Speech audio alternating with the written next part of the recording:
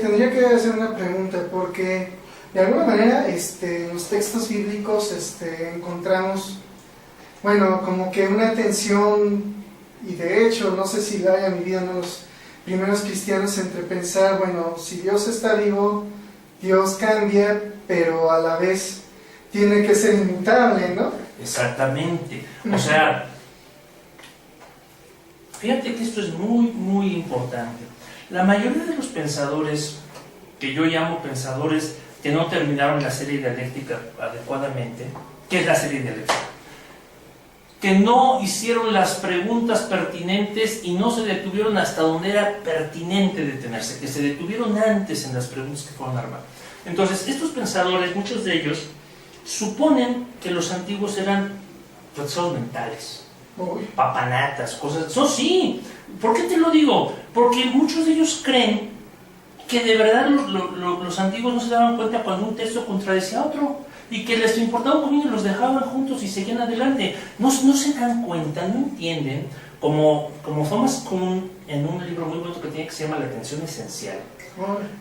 Léanlo, porque el Fondo de Cultura Económica lo editó hace algunos años, porque que ahora quiere desaparecer Zuckerman, bueno, ese fondo de cultura tan fundamental, editó algo muy interesante. En este libro de La Atención Esencial nos cuenta Kuhn cómo, al estar leyendo la física de Aristóteles, se dio cuenta de que para Aristóteles la física era otra cosa y no lo que él pensaba que era la física. Que para Aristóteles los conceptos que nosotros hoy manejamos de movimiento no son lo mismo que para nosotros.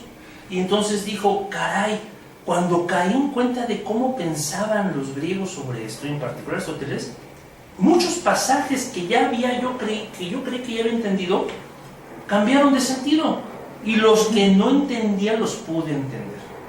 Entonces, ese es el problema, que la gente no quiere hacer en esta serie dialéctica el esfuerzo de ir a pensar como los antiguos. A veces puede ser imposible. La subjetividad, la perspectiva que tenemos en el sentido de Ortega, es muy fuerte. Somos del siglo XXI, nacimos bajo la llama de la razón, etc. Pero aún así, si nos esforzamos, podemos tratar de entender más o menos, con cierto nivel de profundidad, algunas de las formas en que pensaban esos antiguos. Y cuando hacemos eso, lo que descubrimos, y es bien interesante, es que no son contradicciones para ellos, sino que lo que hoy nos parecen contradicciones son algo que se encadena una cosa con la otra. Y hoy lo vamos a ver en este tema. Por ejemplo, vamos a ir viendo eso. Por ejemplo, claro que saben que Dios... ¿Cuál es la esencia del Dios de Israel? ¿Qué es uno? Bueno, no, es que pensé en el Shema, pero... El nombre. Acuérdate que el tetragrama famoso no sabe. Sí, yo soy el que soy, que así lo traducimos, ¿no? Bueno, digamos, es una frase distinta, pero sí implica la misma raíz. Pero la raíz de Yahvé, o Jehová, porque ya ves que mal traducido es Jehová, pero Yahvé. Ya los judíos dicen Adonai para que no se hagamos. Hashem, Adonai, etcétera, ¿no? El eterno, como tú dices, pero esta raíz de 4 letras hebreas, que leemos como Yahvé o Jehová, esta raíz, ¿qué significa en hebreo? Y la traducción es muy simple: el que está viviendo, el viviendo. Esa es la esencia de esa raíz, el viviente. Y la raíz, cuando se usa en otros contextos, se usa así. Porque fíjate, en el hebreo no existe el cero estar como tal. No, sí, de hecho. Entonces, no tienes un verbo para decir yo soy o yo estoy, pero sí tienes uno para decir yo vivo. Porque el cero estar es un pensamiento muy helénico. En cambio, el vivir es un pensamiento muy hebraico. Traducimos un poco mal, ¿no? No, muy mal. Si tú te sentaras un rato con nosotros aquí en la Fundación de Cosas, saldrías azorado de las malas traducciones que hemos hecho a lo largo del tiempo. Pero las hacemos porque hacemos desde nuestra época y con agendas teológicas, en fin. Sí, es inevitable. Con ignorancia, porque hay muchas cosas que no sabemos de idiomas. Sí, hace muchos años. Yo recuerdo que estudiando con un misionero australiano, él nos estaba pasando unos manuales de teología me parece que es de la iglesia anglicana, y como que de hecho para hablar de los 10 mandamientos, como que lo que pensábamos que decía la Biblia no era lo que decía en lo original, nos quedábamos así como, ¿qué onda? ¿Qué es esto? Claro. Sí, entonces ahorita que me dijiste esto, pues sí. Y de hecho es una pregunta que yo tenía porque hace poquito estuve leyendo justamente que en hebreo no existía el verbo ser. Y yo dije, bueno, ¿y por qué rayos decimos que Jehová o Yahvé es yo soy el que soy? Es ¿no? que está mal traducido.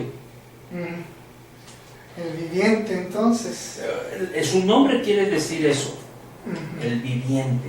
Por eso tenemos pedazos que dice el pozo del viviente que me ve y cosas así. Sí. ¿Por qué? Porque esa es la esencia. Y para el hebreo, lo que vive cambia.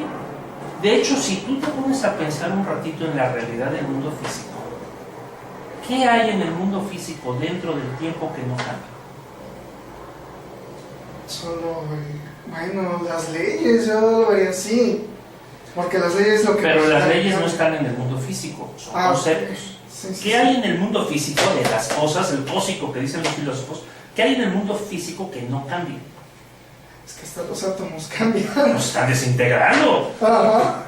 Todo cambia. Todo cambia, como diría Heráclito, Ajá. ¿verdad? Sí, sí, sí. Entonces, al hebreo promedio, lo que sabemos con certeza es que le queda claro que Dios cambia. Por eso no tiene problema en escribir en todos lados en la Biblia que Dios cambia. ¿Dónde no cambia?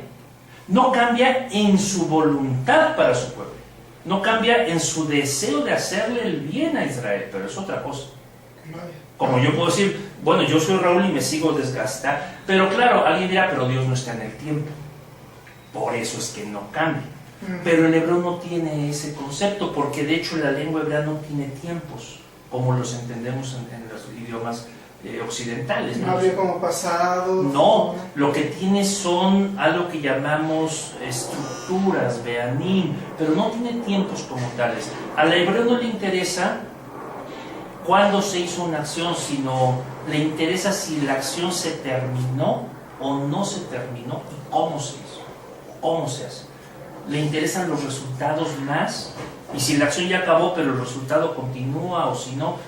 Eso es, esa digamos, es la forma de pensar del hebreo, del cananeo.